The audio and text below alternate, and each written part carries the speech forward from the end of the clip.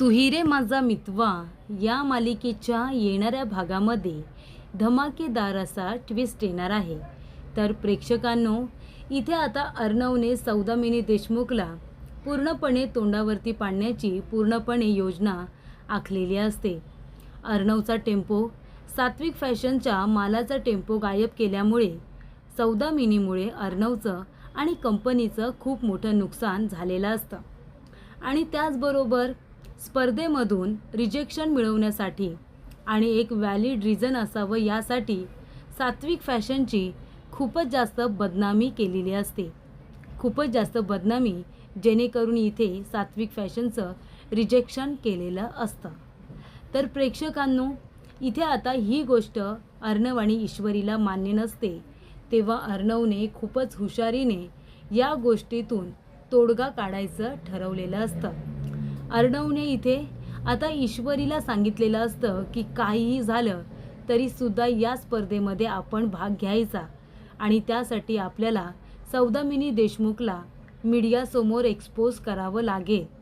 तर येणाऱ्या भागामध्ये प्रेस कॉन्फरन्स घेत अर्णवने सौदामिनीचं सत्य मीडियासमोर आणत तिला पोलिसांच्या ताब्यात देण्याचा निर्णय घेतलेला असतो. तर प्रेक्षकांनो, येणाऱ्या भागामध्ये कशा पद्धतीने या गोष्टी पुढे घडत जातात आपण सविस्तरपणे बघूया. तर इथे अर्णव ईश्वरी दोघेजण स्पर्धेची उत्तम अशी तयारी करत असतात. त्याच्यामध्ये सौदामिनीने आधी एक बॉम्ब टाकलेला असतो.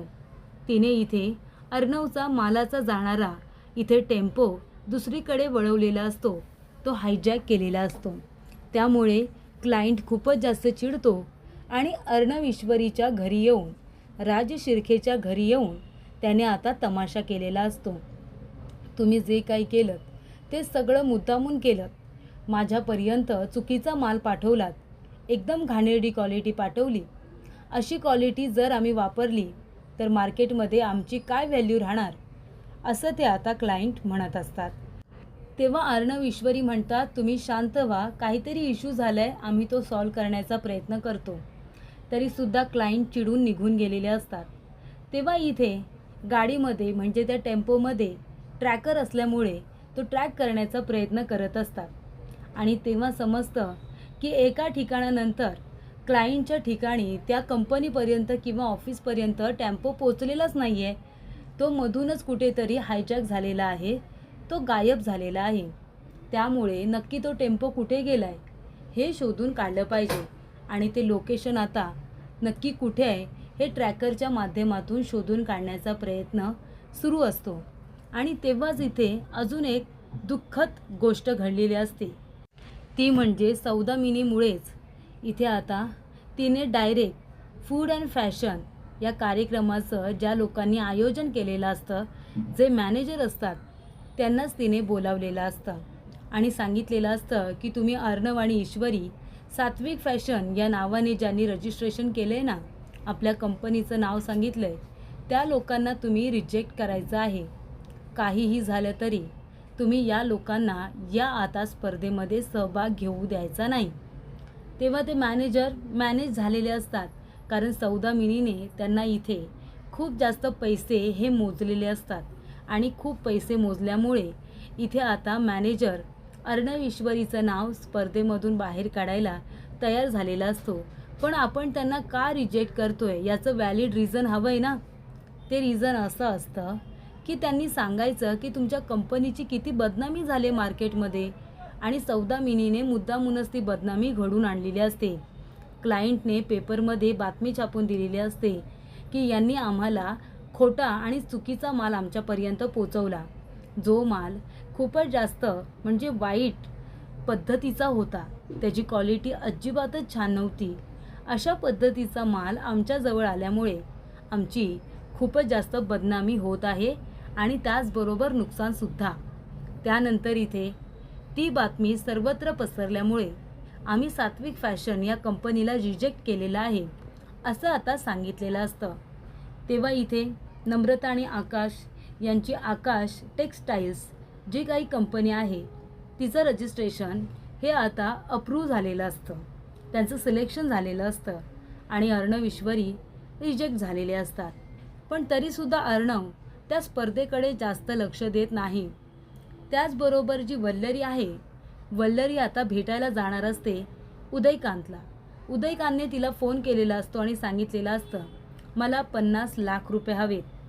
जर तू मला 50 लाख रुपये दिलेस तरच माझं तोंड बंद राहील, नाहीतर मी आहे ना, मी जाऊन अर्णव ईश्वरीला सांगेन 20 वर्षांपूर्वी तुमच्या आईवडिलांचा संसार उद्ध्वस्त करणारी ती व्यक्ती दुसरी तिसरी कुणी नसून ही बाई आहे आणि आतासुद्धा ईश्वरीवरती हल्ला करणारी व्यक्ती ही बाईच आहे.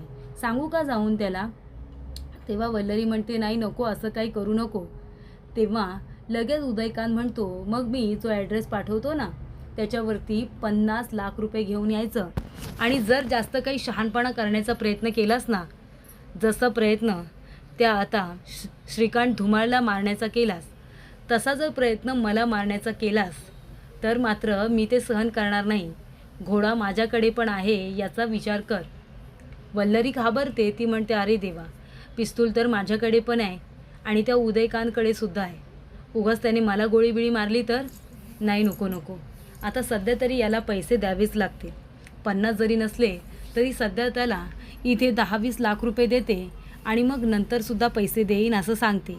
पण तोपर्यंत तरी तोंड बंद ठेवेल ना.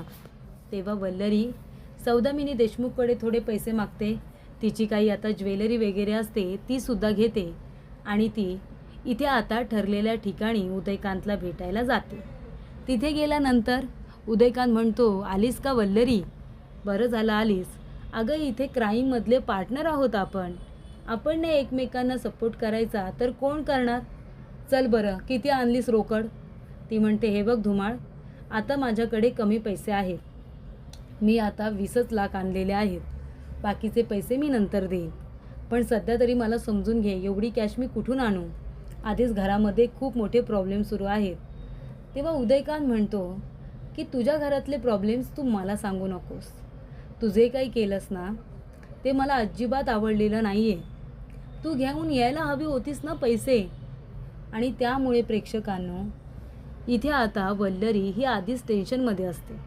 ती म्हणते की उदयकांत, तुला जेवढे पैसे दिलेत ना समाधान मान.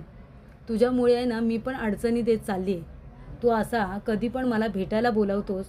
त्या उदयकांत आता रमाकांतने तुला पकडता पकडता मला पकडलं असतं तर, किंवा आपल्या दोघांना सोबत पकडलं असतं तर किती मोठा प्रॉब्लेम झाला असता. पण तरीसुद्धा एवढी मोठी रिस्क घेऊन मी इथे आली आहे ना. घे आता हे पैसे घे. 20 लाख आहेत, बाकीचे पैसे मी तुला देईन. तेव्हा उदयकांत म्हणतो, ठीक आहे, हे पैसे जवळ आहे तर मी गप्प बसेन, पण एकदा का पैसे संपले की मग मी तुला कॉल करेन आणि काही झालं तरी तू मला पैसे द्यायचे म्हणजे द्यायचे.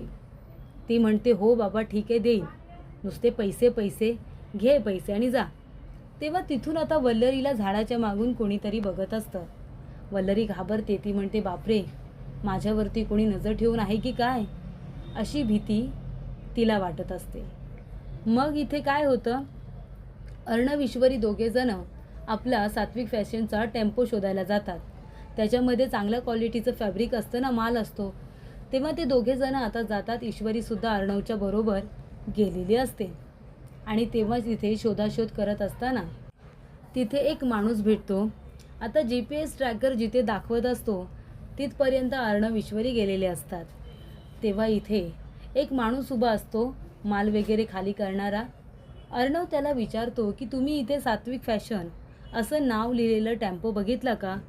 आमचा मालाचा टेम्पो आहे, इथे कुठे उभा होता का? सात्विक फॅशन त्याच्यावरती नाव आहे, असं आहे टेम्पो. तेव्हा तो माणूस म्हणतो, अहो साहेब, आता इथं कितीतरी टेम्पो उभं राहतात, नेमका तुमचा टेम्पो कुठला? आम्ही कसं काय ओळखायचं? तुम्ही शोधा ना, तुमचा टेम्पो इथेच कुठेतरी असेल. तेव्हा आता शोधाशोध केली जाते, पण आता नक्की शोधणार कुठे असा पण प्रश्न पडलेला आहेच ना. आणि तेव्हा प्रेक्षकांनो, इथे आता तो माणूस एक त्यांना आयडिया देतो.